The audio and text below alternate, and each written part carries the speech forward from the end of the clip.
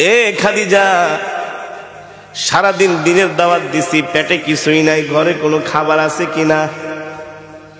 আম্মাজান খাদিজা বলে, ওগো প্রিয় স্বামী, আমাদের ওই যে ছোট একটা বকরি আছে, শুধু ওই বকরি থেকে সন্ধ্যাবেলা এক পেয়ালা দুধ দহন করে আপনার জন্য রেখেছি।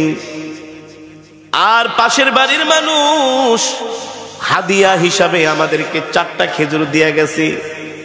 আমি 2টো খেজুর খেয়ে 2টো খেজুর আর এক পেয়ালা দুধ প্রিয় স্বামীর জন্য রেখে দিয়েছি। আপনাদের কাছে আমার প্রশ্ন, সারাদিন না খাওয়া মানুষের কি এক পেয়ালা দুধে কি পেট ভরে, তৃপ্তি মিঠে? আম্মা জান আয়েশা রাদিয়াল্লাহু তাআলা আনহা আল্লাহর নবীর সামনে দুধের পেয়ালা হাজির করলেন। নবীজি অর্ধেকটুকুন দুধ খেয়ে অর্ধেকটুকুন দুধ আম্মা জানকে দিয়ে দিলেন। নবীজি একটা খেজুর খাইলেন, আর একটা খেজুর আম্মা জানকে দিয়ে দিলেন। আম্মা জান বলে, ওগো প্রিয় স্বামী, 2টো খেজুরে আপনি খেয়ে ফেলেন। আল্লাহর নবী বলেন, না না না, আমি আমার হাত দিয়া তোমাকে একটা খেজুর খাওয়াই দিব। আল্লাহু আকবার। এই কথা বলতে বলতে হঠাৎ করে নবীজির চোখ চলে যায় আম্মা জানের কাপড়ের দিকে। আম্মা জান যে কাপড় পরেছেন, ওই কাপড়ের মধ্যে এত তালি, এত তালি, এত তালি, এখন আর মনে হয় কাপড় ছিঁড়ে গেলে তালি দেওয়ার মতো জায়গা থাকবে না। সরকার দো আলম আম্মা জানের মুখের দিকে তাকায় বলে, খাদিজা, এ খাদিজা, 40 মণ স্বর্ণ নিয়ে আমাকে বিবাহ করলা, কতটা মাস হয়ে গেল, ঠিক মতো কোনোদিন ঘরের বাজারও করি না, বাজার সদাইও আনতে পারি না, না খায়া থাকো। আজকে দেখলাম তোমার কাপড়ের মধ্যে এতগুলো শিলি। ও খাদিজা,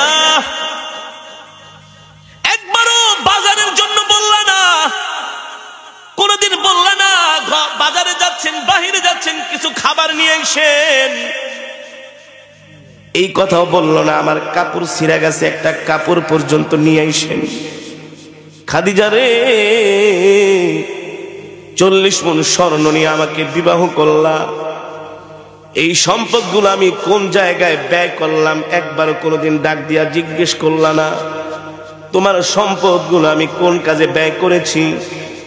আম্মা জান খাদিজা বলে, গো আল্লাহর নবী, আমি জানি আমার কলিজার টুকরা স্বামী ওই সম্পদগুলো আল্লাহর রাস্তায় দান করে দিয়েছেন, এই জন্য আমার জিজ্ঞেস করার কোনো প্রয়োজন নাই। আল্লাহু আকবার। আম্মা জান বলে, ঠিক আছে বুঝলাম। আল্লাহর নবী বলে, বুঝলাম, কিন্তু তোমার গায়ের মধ্যে ছিঁড়া কাপড় তালি দেওয়ার মতো জায়গা নাই, এই কথাও তো কোনোদিন বললা না, একটা শাড়ি কিনে আনেন। আম্মা জান বলে, আমি জানি আমার প্রাণের স্বামীর পকেটে পয়সা নাই, এই সময় যদি আমি শাড়ি কিনতে বলি আমার স্বামী কষ্ট পাবে, আমি আমার কলিজার টুকরা প্রাণের স্বামীকে কষ্ট দিতে পারবো না। আল্লাহু আকবার। কষ্ট দিতে পারবো না, এই কথাগুলো আসমান থেকে আমার আল্লাহ শুনতেছে। আর জোরে বলেন সুবহানাল্লাহ। কে শুনতেছে? আরশে আজিম থেকে আল্লাহ তাআলা শুনতেছেন হযরতে খাদিজার কথাগুলো। আম্মা জান খাদিজা বলে, গো আল্লাহর নবী, আপনার কাছে আমি 3টা জিনিস চাইবো, আপনি দিবেন কি দিবেন না বলেন। ও খাদিজা, তুমি দ্বীনের জন্য এত কষ্ট করেছো, ইসলামের জন্য তোমার এত ত্যাগ, এত কোরবানি, কি চাইবা তুমি আমার কাছে? কি চাইবা? দুনিয়ার কোনো পার্থিব সম্পদ তো আমি তোমাকে দিতে পারবো না, আমার কাছে তো কিছু নাই। আম্মা জান খাদিজা বলে, আমি দুনিয়ার কোনো সম্পদ চাইবো না, কিন্তু একটা জিনিস আপনার কাছে আমি একটা বিষয়ে আবদার করব, আপনি আমার আবদারগুলো রাখবেন কিনা, আপনি আমার আশাগুলো পূরণ করবেন কিনা। আল্লাহ নবী বললেন, ও খাদিজা, কি আশা করবা? আমার কাছে তুমি কি চাও বলো। আম্মা জান খাদিজা বলে, গো আল্লাহর নবী, আপনার কাছে 1 নম্বরে আমার চাওয়া হলো, আমি যেই দিন ইন্তেকাল করব সেই দিন আপনি আপনার এই গায়ের জুব্বা মোবারকটা দিয়া আমার শরীরের কাফনের কাপড় বানাইবেন। বাজার থেকে কাফনের কাপড় কিনবেন না। আমি চাই আমার কলিজার টুকরা প্রাণের স্বামী যেই জুব্বা মোবারক পরে আছে, এই জুব্বা দিয়া পেঁচায়া আপনি আমাকে দাফন করে দিবেন। আল্লাহু আকবার। 2 নম্বরে কি চাও? 2 নম্বরে চাই আপনি আমার লাশটা ধরে আপনার নিজের হাতে কবরের মধ্যে দাফন করবেন, আর কবরের চতুর্পাশ দিয়ে একটু হাঁটবেন। আল্লাহর নবী বলল, ঠিক আছে। আর কি চাও? আম্মা জান খাদিজা বললেন, আমি চাই আমাকে যখন আপনি দাফন করবেন সাথে সাথে বাড়িতে আসবেন না, একটু সময় কবরের পাশে দাঁড়ায় থাকবেন। আল্লাহু আকবার। সরকার দো আলম বলে, খাদিজা রে খাদিজা, 1 নম্বরে আমার জুব্বা মোবারক দিয়া যদি তোমাকে কাফনের কাপড় বানায়া, ওই জুব্বার কাপড়টা কাফনের কাপড় বানায় আমি যদি তোমাকে দাফন করি, এতে তোমার কি উপকার হবে, কি ফায়দা? আম্মা জান বলে, জাহান্নামের আগুনের এত বড় সাহস নাই।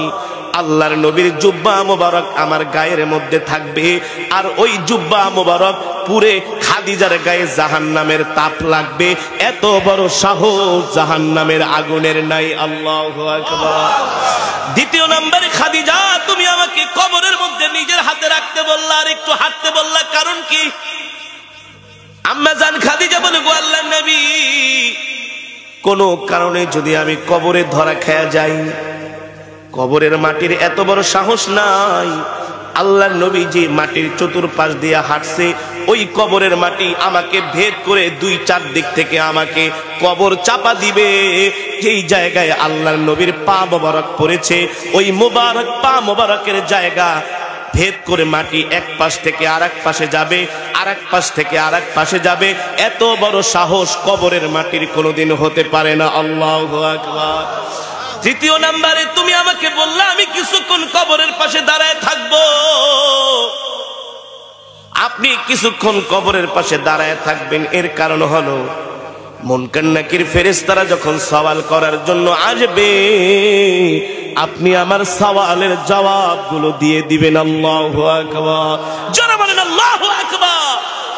আল্লাহর নবী সরকার দো আলম বলেন, খাদিজা আমি তোমার শর্তগুলো মেনে নিলাম, আমি তোমার শর্তগুলো মেনে নিলাম। আসমান থেকে আল্লাহ জিব্রাইলকে পাঠায় দিছে, জিব্রাইল যাও যাও যাও, আমার বন্ধু শুধু আমার খাদিজার এই শর্তের সাথে আমার বন্ধু একাত্মতা ঘোষণা করে নাই, আমি আল্লাহ আমার বন্ধুর সাথে একাত্মতা ঘোষণা করেছি। আল্লাহু আকবার। কারণ আমার খাদিজা দ্বীনের জন্য, আমার দ্বীনের জন্য এতটা কোরবানি করেছে, স্বয়ং আমি আরশের মালিক খাদিজার উপরে সন্তুষ্ট হয়ে গেছি। ঠিক আম্মা জান খাদিজা রাদিয়াল্লাহু তাআলা আনহা যখন ইন্তেকাল করলেন, আম্মা জানের কথা অনুযায়ী আল্লাহ তাআলা আমার নবী সব ব্যবস্থাগুলো করলেন। কিন্তু যখন আম্মা জানের লাশটা যখন কবরের মধ্যে শোয়ানো হলো, বারবার নবীজি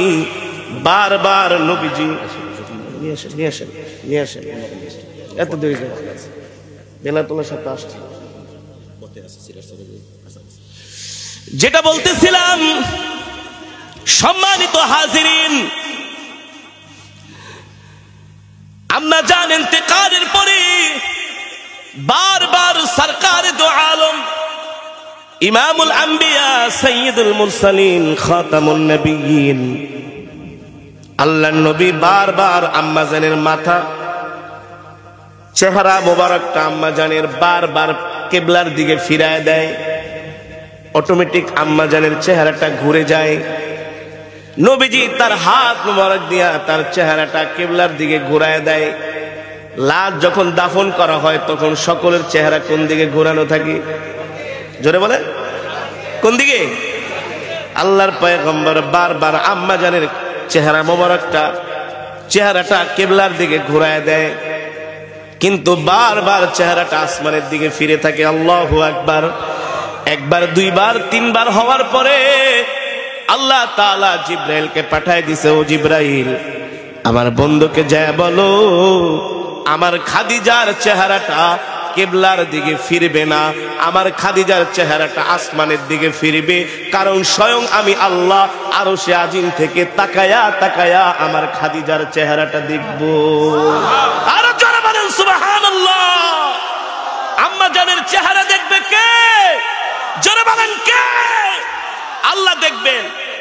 সম্মানিত হাজিরিন, এভাবেই আম্মা জান খাদিজাতুল কুবরা এভাবেই হয় নাই, দ্বীনের জন্য ত্যাগ স্বীকার করেছেন, কোরবানি করেছেন, ঠিক কিনা বলেন? সম্মানিত হাজিরিন, এই কারণে বলি মা বোনেরা, ইসলামের পথে, দ্বীনের পথে যুদ্ধ, জিহাদ, সংগ্রাম, দাওয়াত সব কিছু একাই যে পুরুষরা করবে এমন না, আপনাদেরও সহযোগিতা করতে হবে। আপনাদেরও কি সহযোগিতা করতে হবে? আম্মা জান খাদিজা, আম্মা জান আয়েশা রাদিয়াল্লাহু তাআলা আনহা, আল্লাহর নবীর যতগুলো স্ত্রী ছিল আমাদের আম্মা জানেরা ছিল, সবাই দ্বীনের জন্য নিবেদিত প্রাণ ছিল, ঠিক কিনা বলেন? ইসলামের জন্য সর্বপ্রথম মহিলা সাহাবিয়াদের মাঝে যিনি শাহাদাত বরণ করেছিলেন তার নাম হলো হযরত সুমাইয়া রাদিয়াল্লাহু তাআলা আনহা। এই দ্বীনের জন্য আবু জেহেল হযরত সুমাইয়া রাদিয়াল্লাহু তাআলা আনহা লজ্জা স্থানে বর্ষা দিয়ে আঘাত করেছে। হযরত সুমাইয়া রাদিয়াল্লাহু তাআলা আনহা দ্বীনের জন্য মহিলাদের মধ্যে সর্বপ্রথম তিনি শাহাদাত বরণ করেছেন, ঠিক কিনা বলেন? সুতরাং এই কারণে বলতে চাই, ও মুসলমান, আল্লাহর নবী দ্বীনের জন্য জান মাল নিজে রক্ত দিয়েছেন, এমনকি ওহুদের ময়দানে সরকারে দো আলম দান দান মোবারক শহীদ করেছেন। করছে কি করছে না? আজকে তো আমরা মুসলমান গরু খাওয়া মুসলমানে পরিণত হয়েছি। লাউ খাওয়া সুন্নত আদায় করা খুব মজা লাগে, মিষ্টি খাইলে সুন্নত আদায় হয়, মিষ্টি খাইতে খুব মজা লাগে। শুধু এগুলাই কি নবীর সুন্নত? জোরে বলেন, এগুলাই কি নবীর সুন্নত? না, আল্লাহর জমিনে আল্লাহর দ্বীনকে প্রতিষ্ঠা করার কথা বলা এটাও রাসূলের সুন্নত, ঠিক কিনা বলেন?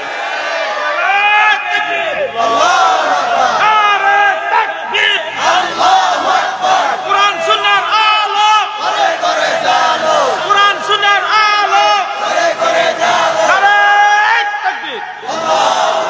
সম্মানিত হাজিরিন, আবার কলিজার টুকরা নবীকে কেউ যদি গালি দেয়, ওকে সাইজ করা এটাও নবীর সুন্নাত। এটাও কি নবীর সুন্নাত? সুতরাং মিষ্টি খাওয়া, লাউ খাওয়া যেমন সুন্নাত, দুপুরের পরে ভাত খায়া কাইলুল্লাহ করা যেমন সুন্নাত, আল্লাহর জমিনে আল্লাহর দ্বীনকে জিন্দা করার জন্য এই কোরআনের আইন, কোরআনের বিধান, কোরআনের শাসন প্রতিষ্ঠা করার জন্য রাজপথে নামাও সুন্নাত, ঠিক কিনা বলে? এই সুন্নাত এখন আমরা ভুলে গেছি। আমরা শুধু মিষ্টি মিষ্টি সুন্নাত খুঁজি। কি খুঁজি? মিষ্টি মিষ্টি সুন্নাত খুঁজি। ওয়াজ মাহফিলে গেলেই বলে, হুজুর একটু কবরের ওয়াজ করেন, জাহান্নামের ওয়াজ করেন, হাসরের ওয়াজ করেন, অর্থাৎ মাটির নিচের ওয়াজ করেন। আরে মাটির নিচের ওয়াজ করব ঠিক আছে, কিন্তু তোমার মাটির উপরের জীবনটা যে কোরআন অনুযায়ী চালাইতে হবে, এই ওয়াজ না করলে তো তুমি মাটির নিচে শান্তি। কিন্তু এখন মাটির উপরের ওয়াজ করলে হুজুর তো ভালো না। হুজুর কি?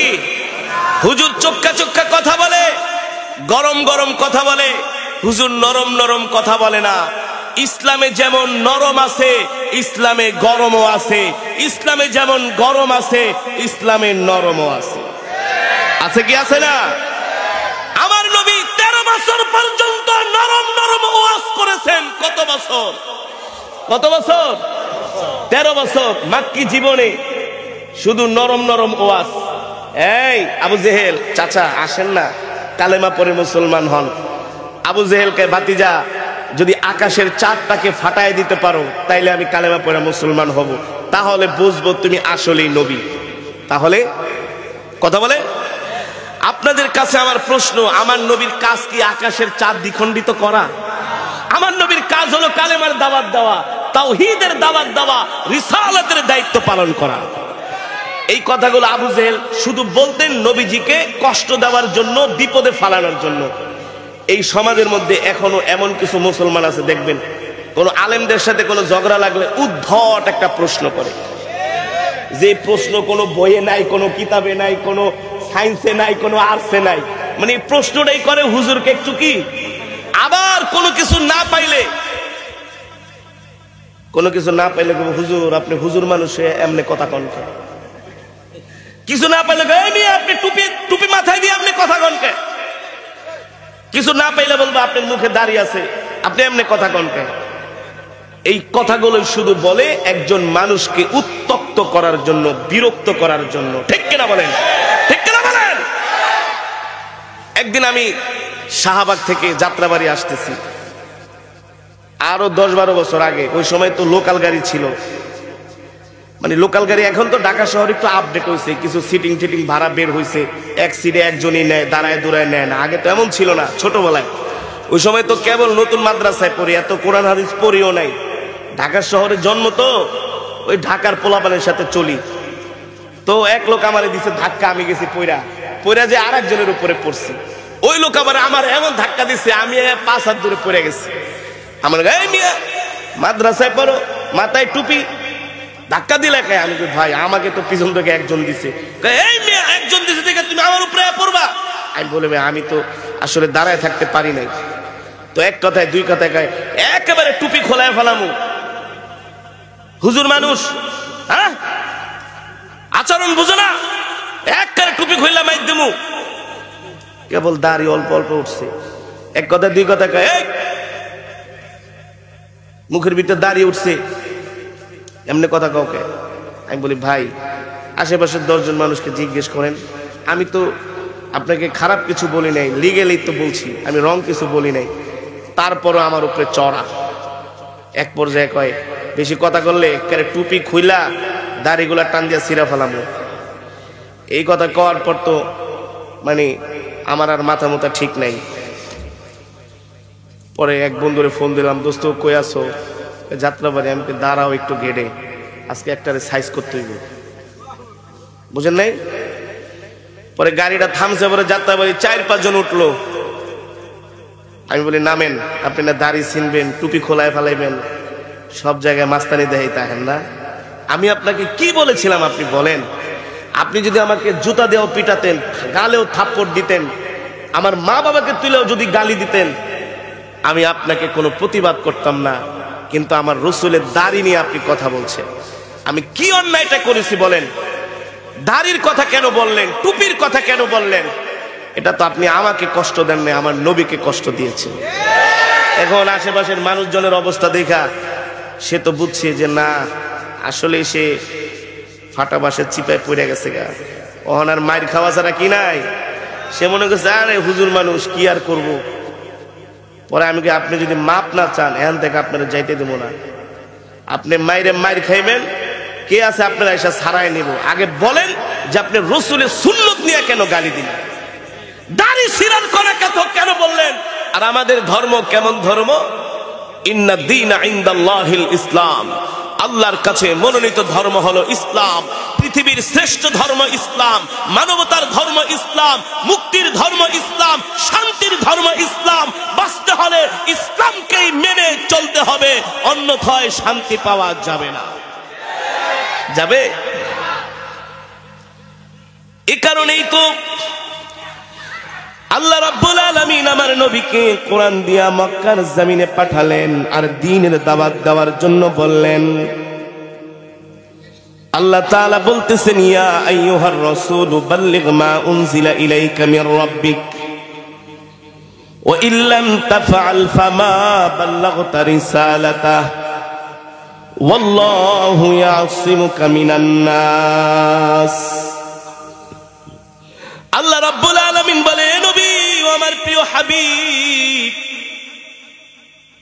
ও আমার প্রিয় দোস্ত, আল্লাহ তাআলা নবীজিকে ডাক দিয়া বলেন, বন্ধু আমার হাবিব, আপনাকে আমি যে কোরআন দিয়া মক্কার জমিনে পাঠিয়েছি, এই কোরআন দিয়ে আপনি মক্কার কাফেরদেরকে দাওয়াত দেন। আল্লাহর নবী যখন মক্কার জমিনে কোরআনের দাওয়াত দিতে শুরু করলেন, নবীজি আমার একা ছিলেন, শুধু তার সাথে আম্মাজান খাদিজা ছিল। কে ছিল? আম্মাজান খাদিজাতুল কুবরা রাদিয়াল্লাহু তাআলা আনহা। আমাদের মঞ্চের পিছনে অনেক মা বোনেরা আছেন। ও মা বোনেরা, আপনারা ভালো করে কথাগুলো শোনেন, মন দিয়া শোনেন। আল্লাহর নবী মক্কার জমিনে কোরআনের দাওয়াত দিয়েছেন। আমাদের আম্মাজান মহিয়সী রমণী হযরত খাদিজার অবদান, হযরত খাদিজার কোরবানি, হযরত খাদিজার ত্যাগ। আম্মাজান হযরত খাদিজার বয়স 40 আর আমার নবীর বয়স মাত্র 25। কত? তাগড়া নওজোয়ান আল্লাহর পয়গম্বর। আর আম্মাজান খাদিজা ছিলেন আরবের মধ্যে সবচেয়ে বড় ধনাঢ্য ব্যবসায়ী। শুধু ভিআইপি না, আম্মাজান খাদিজা ছিলেন সিআইপি, ভিআইপি, ধনাঢ্য ব্যবসায়ী, অনেক বড় বিজনেসম্যান আম্মাজান খাদিজা। আল্লাহর নবীর সাথে ব্যবসায়ী সূত্রে পরিচয় হয়ে গেল। আল্লাহর নবীর আখলাক চরিত্র দেখি, আল্লাহর নবীর আখলাক চরিত্র, নবীজির আমানতদারিতা, এক কথায় আমার নবী হচ্ছেন সমগ্র বিশ্ব জাহানের জন্য রহমত। ঠিক কিনা বলেন? আমার নবী তো দুনিয়ার সাধারণ মানুষ না। আল্লাহু আকবার। যত গুণ, যত সৌন্দর্য, যত যোগ্যতা, নেতৃত্ব দেওয়ার মতো যোগ্যতা, ব্যবসা করার মতো যোগ্যতা, রাষ্ট্র পরিচালনা করার মতো যোগ্যতা, জিহাদের ময়দানে যুদ্ধের কমান্ডিং দেওয়ার জন্য যেই যোগ্যতা, সৈন্য পরিচালনা করার জন্য যেই যোগ্যতা, সব যোগ্যতা আল্লাহ তাআলা আমার নবীকে দান করেছেন। ঠিক কিনা বলেন? একটা কথা আছে বাংলায় প্রবাদ, রতনে রতন চিনে। যেটা কপাল পরে ওটা কিছুই চিনে না। এই কোরআনের মজমায় কোরআনের তেলাওয়াত হচ্ছে। আপনারা যারা আল্লাহর কোরআনকে মহব্বত করেন তারা কিন্তু ঠিকই কোরআনের মজমায় আসছেন। এখনো অনেক কপাল পোড়া রাস্তা দিয়া ঘুরতেছে, চা খায়, বিড়ি খায়, আড্ডা মারে, সিগারেট। আছে কি? আছে না? সবাই চাইলেই কোরআনের মজমায় আসতে পারবে না। যাদের দিলের মধ্যে আল্লাহর কোরআনের মহব্বত আছে, রাসূলের মহব্বত আছে, তারাই আসতে পারবে। ঠিক কিনা বলি? ঠিক কিনা বলেন? যারা এখনো আসে নাই, মনে করবেন না তারা জ্ঞানী, তারা মূর্খ। জ্ঞানী কখনো নয়। কোরআনের মজমা জান্নাতের বাগান, এর চাইতে পৃথিবীর জমিনে, আসমানের নিচে, জমিনের উপরে এর চাইতে আর উত্তম মজমা, বরকতপূর্ণ মজমা হতে পারে। যেটা বলতেছিলাম, রতনে রতন চিনে। আম্মাজান হলো আরবের ধনাঢ্য ব্যবসায়ী মহিলা, সবচেয়ে বড় ব্যবসায়ী। আল্লাহু আকবার। আর এই দিক থেকে আমার নবী রহমাতুল্লিল, রহমাতুল্লিল। আল্লাহু আকবার। আম্মাজান কিন্তু আমার নবীকে চিনতে ভুল করে নাই, দেরি করে নাই, ভুলও করে নাই। জোরে বলেন, দেরিও করে নাই। ব্যবসায়ী সূত্রে পরিচয় হওয়ার পরে আল্লাহর নবীর সাথে হযরতে আম্মাজান ব্যবসায়ী সূত্রে পরিচয়। আম্মাজান এক দেখার পরে বলে, এই রতন তো আর হাতছাড়া করা। কিন্তু আম্মাজানের সম্পদের দিক থেকে ছিলেন আম্মাজান অনেক বড় লোক, ধনাঢ্য ব্যবসায়ী। কিন্তু আমার নবীর টাকা পয়সা কিছুই নাই। কষ্ট করে কিছু পাইলে খায়, না পাইলে আল্লাহর শুকরিয়া আদায় করে ঘুমায় যায়। কিন্তু তারপরেও আরবের বড় বড় ফ্যামিলি থেকে আল্লাহর নবীর জন্য বিবাহের প্রস্তাব আসে। এই দিক থেকে আবার আম্মাজান আল্লাহর নবীকে বিবাহ করার জন্য চাচা আবু তালিবের কাছে প্রস্তাব পাঠায়। আল্লাহু আকবার। আবু তালিব ডাইকা বলে, ভাতিজা মুহাম্মদ, তোমার বিবাহের জন্য খাদিজা প্রস্তাব পাঠাইছি। ধনাঢ্য ব্যবসায়ী মহিলা, কি করবা? আমার নবী তাগড়া নওজোয়ান, কিন্তু আম্মা জানের বয়স 40। কত? কিন্তু আম্মা জানের বিয়ার প্রস্তাবের অভাব নাই, টাকা আছে, বংশ ভালো, কোন দিক থেকে কম না, ঠিক কিনা বলেন? কিন্তু আম্মা জানের হৃদয়ে রাজ্য তো আল্লাহর পয়গম্বর জয় করে ফেলেছি। আম্মা জান শুধু স্বপ্নে দেখে কখন মুহাম্মদ সাল্লাল্লাহু আলাইহি সাল্লামকে বিবাহ করবে। আল্লাহু আকবার। কখন বিবাহ করবে? এখনো নবীজি নবুয়ত পায় নাই, কিন্তু নবুয়ত না পেলে কি হবে? আল্লাহর নবী হচ্ছে মক্কার একজন বিশ্বস্ত যুবক, সাহসী যুবক, আমানতদারি যুবক, ঠিক কিনা বলেন? মক্কার কাফেরাই তো আমার নবীকে আল আমিন উপাধি দিয়েছে। আম্মা জান চাচা আবু তালিবের কাছে বিবাহের প্রস্তাব দিলেন। আল্লাহর পয়গম্বর মনে মনে ভাবলেন, এত বড় ব্যবসায়ী মহিলা, এত টাকা পয়সার মালিক, এখনকার সমাজে তো ছেলে যদি একটু গরিব হয় আর মেয়ে যদি একটু টাকা পয়সা থাকে, তাহলে তো তার গরমে বাঁচা যায় না। কি? তার গরমে বাঁচা যায় না। এই ঝগড়া লাগলে তোর কি আছে? আমার বাবার এইটা আছে, সেটা আছে, বলে কি বলে না? এই খাটে ঘুমাইছস, খাটও তো আমার বাবার টাকার কিনা। টেলিভিশন দেখো, চোখ উড়ে ফালামু, রিমোট দে, রিমোট দে। ঢাকার শহরে আমার এক ঘনিষ্ঠ ফ্রেন্ড, ডেমরায় বাড়ি, 10 কাঠা জায়গার উপরে নিজেদের মার্কেট আছে, বাড়ি আছে, কিন্তু নিজে কিছু করে না। তো জায়গা জমি দেখা মেয়ের বিবাহ দিয়া দিছে। এখন মেয়েরা তার চাইতে আরো বড় লোক। একদিন বাসায় গেলাম রাত্রবেলা, এক কথা দুই কথা ঝগড়া লেগে, তুমি আমার খাটে ঘুমাইবা না। খাটে ঘুমাইবা না? কয় আমার বন্ধু আসছে কারি আসাদ। তাহলে হ্যাঁ ঘুমা, তুই ঘুমাবি না। মেয়েদের একটু সম্পদ বেশি থাকলে স্বামীকে দাম দিতে চায় না, স্বামীকে মর্যাদা দিতে চায় না, ঠিক কিনা বলেন? মেজরিটি পার্সেন্ট এই অবস্থা। 2-4টা ইল্লা মাশাআল্লাহ যদি বংশ ভালো থাকে তাহলে, এছাড়া কি পাত্তাই দেয় না। স্বামীকে গোলাম মনে করে, করে কি করে না? কিন্তু আম্মা জান, ও মা বোনেরা, শুনে রাখেন, স্বামীকে কেমন ভাবে শ্রদ্ধা করবেন, সম্মান করবেন, ভালোবাসবেন। স্বামীর পায়ের নিচেই কিন্তু আপনার বেহেশত, ঠিক কিনা বলেন? আল্লাহ তাআলা বলেছেন, নবীজি বলেছেন, এই দুনিয়ার জমিনে যদি আল্লাহর পরে আল্লাহ কাউকে সেজদা করার জন্য অনুমতি দিতেন, একজন স্ত্রী তার স্বামীকে সেজদা করার জন্য আল্লাহ অনুমতি দিতেন। স্বামী এমন এক নিয়ামত, রৌদ্রে পুড়ে বৃষ্টিতে ভিজে কষ্ট করে, কোনদিন কষ্টের কথা যে বাড়িতে বলে না। রিক্সা চালায়, রাস্তায় মানুষের থাপ্পড়ও খায়, একা একা বসে বসে কান্না করে, ঘরের স্ত্রীকে বলে না। স্ত্রী শুনলেও কষ্ট পাবে, ঠিক কিনা বলেন?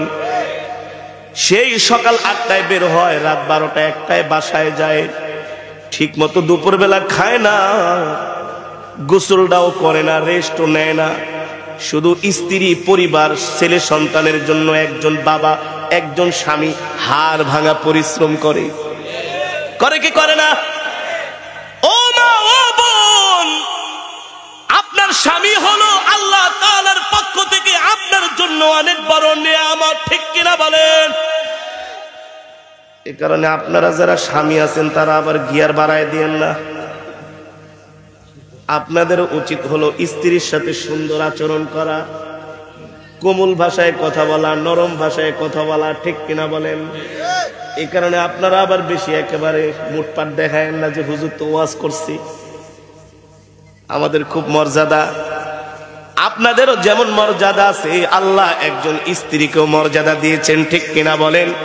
ইসলাম এমন একটা ধর্ম, ইন্নাদ দীনা ইনদাল্লাহিল ইসলাম, আল্লাহর কাছে মনোনীত ধর্ম ইসলাম, শান্তির ধর্ম ইসলাম, মুক্তির ধর্ম ইসলাম। এই ইসলামের মধ্যে আল্লাহ তাআলা কাউকে খাটো করে নাই, সবাইকে মর্যাদা দিয়েছে। ঠিক কিনা বলেন? মর্যাদা আছে কি আছে না? সরকার দু আলম, ইমামুল আম্বিয়া, সাইয়্যিদুল মুরসালিন, খাতামুন নবীন, আল্লাহর নবী, নবীকে আম্মাজান বিবাহের প্রস্তাব দিয়েছেন নবীজির সাথে। এবার চাচা আবু তালিবকে একটা কাজ করো ভাতিজা, তুমি একটু খাদিজার সাথে সরাসরি কথা বলো। দুইজনকে চাচা আবু তালিব সরাসরি কথা বলার জন্য অনুমতি এবং ব্যবস্থা করেছেন। সরকার দো আলম বলে, খাদিজা আপনি আমাকে কেন বিবাহ করবেন? আপনি তো আরবের ধনাঢ্য ব্যবসায়ী মহিলা, রূপে গুণে বংশীয় মর্যাদায় তো আপনি 100% আমার মতো একটা গরিব মানুষকে কেন বিবাহ করবেন? আম্মা জান খাদিজা বলে, ও মুহাম্মদ, আমি আপনাকে বিবাহ করব এই কারণে আপনি যেই দিনের দাওয়াত দেন আমিও চাই আপনার সাথে একসাথে ইসলামের পক্ষে কাজ করব। আপনার সহযোগী হব। কি হব? আপনার সহযোগী হব।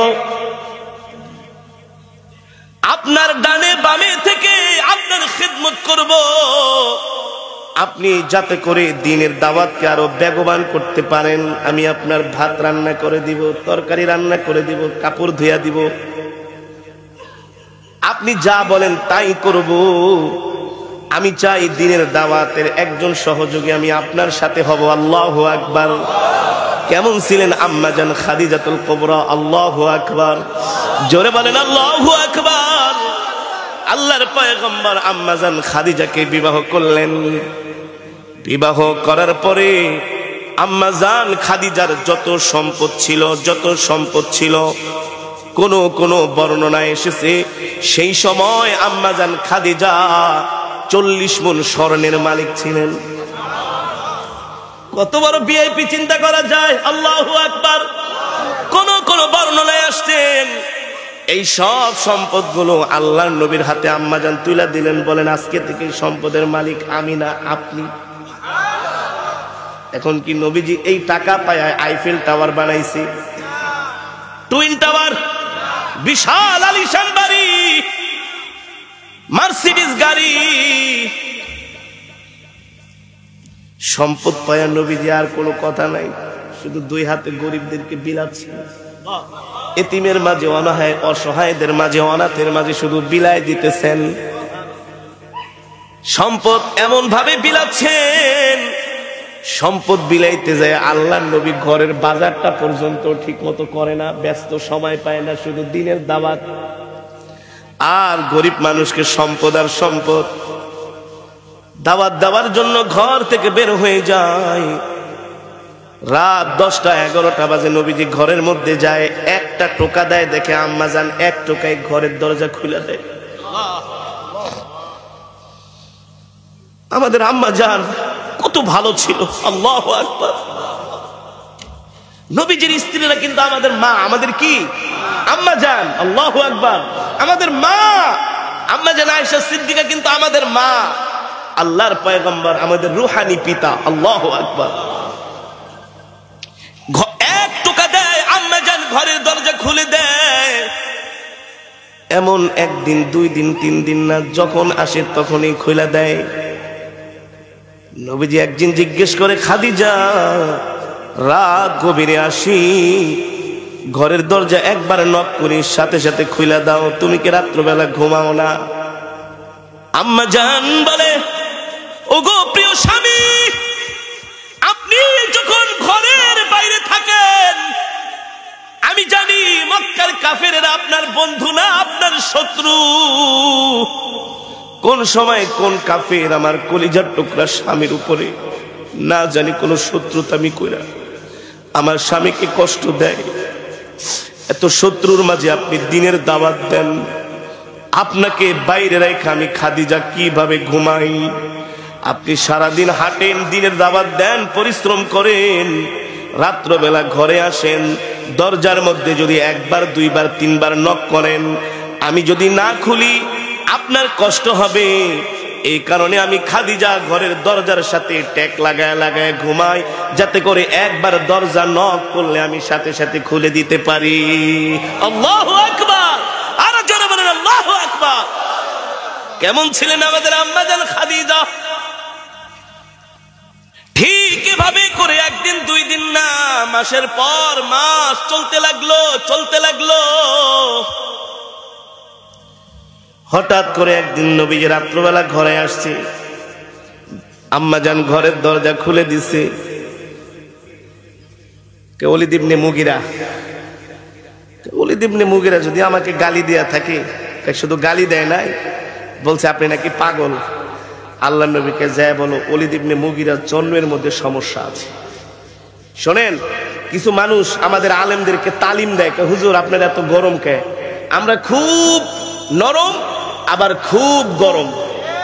ইসলামের বিরুদ্ধে, নবীর সুন্নত, নবীকে গালি দিলে ওই সময় আর নরম থাকার কোনো সুযোগ নাই। সাবধান, সব জায়গায় কম্প্রোমাইজ করা, সব জায়গায় কম্প্রোমাইজ, সব জায়গায় কম্প্রোমাইজ করতে গেলে নিজের আত্মমর্যাদাই থাকে না, থাকে।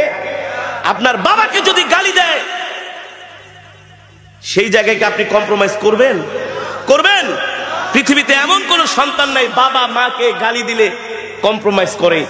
বাবা মার চাইতো আরো নবীকে ভালোবাসতে হবে, হবে কি হবে না? এই জায়গায় আপনি আমাকে কি লজিক দেখাবেন, কি ভদ্রতা শিখাবেন? আমার নবী হচ্ছে এই পৃথিবীর সর্বশ্রেষ্ঠ ভদ্র। ভদ্র আলেমরাও ভদ্র, আমরাও ভদ্র, আমরা সব জায়গায় ভদ্র। কিন্তু ইসলামের বিরুদ্ধে, নবীর বিরুদ্ধে কথা বললে সেই সময় আর ভদ্রতা দেখানোর কোনো সুযোগ নাই।